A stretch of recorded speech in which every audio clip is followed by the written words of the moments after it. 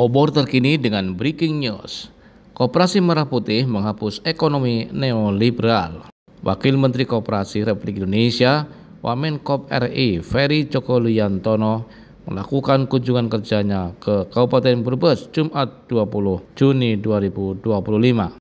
Bersama Wakil Bupati Brebes, Wurca SE, Wamen Koperasi tersebut berdialog dengan pegiat ekonomi koperasi serta kepala desa di Padepokan Kalisoga Selatri, Kecamatan Larangan yang dimoderatori oleh Sudirman Said yang merupakan mantan Menteri Energi dan Sumber Daya Mineral di era Presiden Joko Widodo. Wamenkop meyakini bahwa Presiden Prabowo Subianto akan menetapkan koperasi desa atau kelurahan Merah Putih sebagai bagian dari proyek strategis nasional. Program koperasi Merah Putih tersebut dinilai memiliki potensi besar untuk mengubah arah sistem ekonomi nasional dari model neoliberal menjadi ekonomi yang lebih berkeadilan dan inklusif. Wamenkop menegaskan bahwa Satgas Percepatan Pembentukan Kopdes Merah Putih memiliki mandat penting untuk memastikan bahwa desa menjadi tujuan utama dari penyaluran seluruh sumber daya negara. Nantinya diharapkan akan ada pertumbuhan di desa-desa baik ekonomi, sosial, dan lainnya.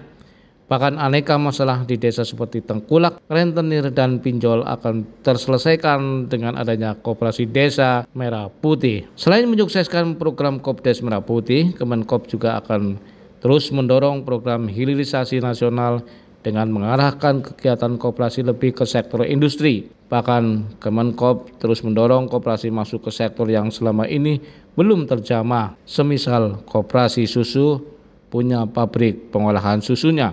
Begitu juga dengan koperasi sawit juga didorong punya pabrik mini CPO. Ferry menambahkan, Kemenkop juga tengah menyusun rancangan undang-undang perkoperasian sebagai pengganti Undang-Undang Nomor 25 Tahun 92 yang dinilai sudah tidak relevan lagi. Wakil Bupati Brebes Wurca mengatakan bahwa koperasi di Kabupaten Brebes melalui Bupati Brebes siap menyukseskan program pemerintah pusat yaitu Kopdes Merah Putih. Hal ini terbukti bahwa Kabupaten Brebes termasuk salah satu kabupaten tercepat kedua dalam pembentukan koperasi Merah Putih. Obor terkini memberitakan. Ada keinginan dari pemerintah pusat, Presiden Prabowo Subianto dalam hal ini ingin supaya sumber daya alokatif, anggaran, sumber daya otoritatif, kebijakan, peraturan Presiden, keputusan Presiden, instruksi Presiden semuanya diarahkan untuk dikucurkan ke desa-desa. Itu yang utama, itu yang prinsip, itu yang Presiden ingin merubah paradigma sistem ekonomi yang semula neoliberal lalu hanya ke kota, sekarang dikucurkan ke desa karena ada ketimpangan yang terlalu lebar di situ.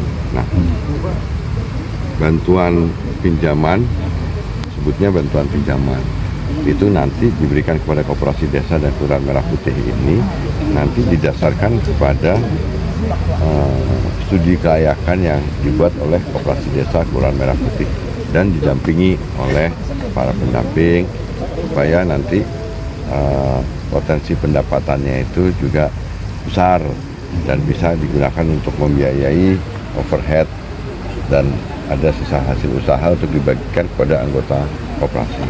Nah, itu masalah teknis sebenarnya.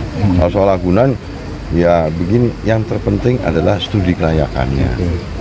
Pemerintah, kita semua, Satgas akan menyediakan plafon sejumlah nilai yang belum tentu digunakan. Plafonnya 3 miliar kan belum tentu 3 miliar.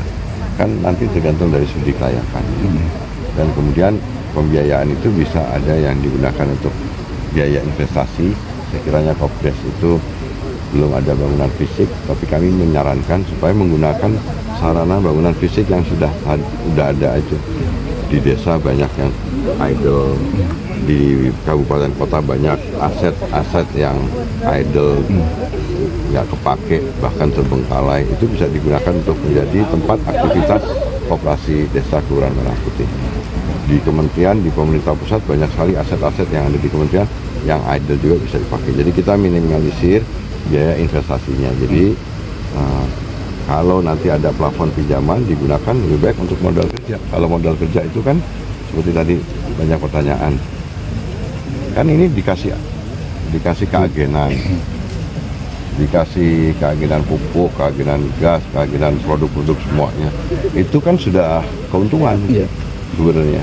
Muterin itu terus nanti insya Allah ada pendapatan dikurangi dengan biaya-biaya yang muncul. Jadi sebenarnya kita bisa minimalisir resiko berdasarkan feasibility study atau studi kelayakan yang dibuat bersama-sama.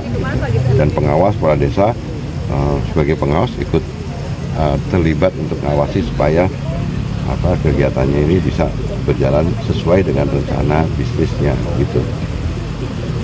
Ya, gitu. Jadi ini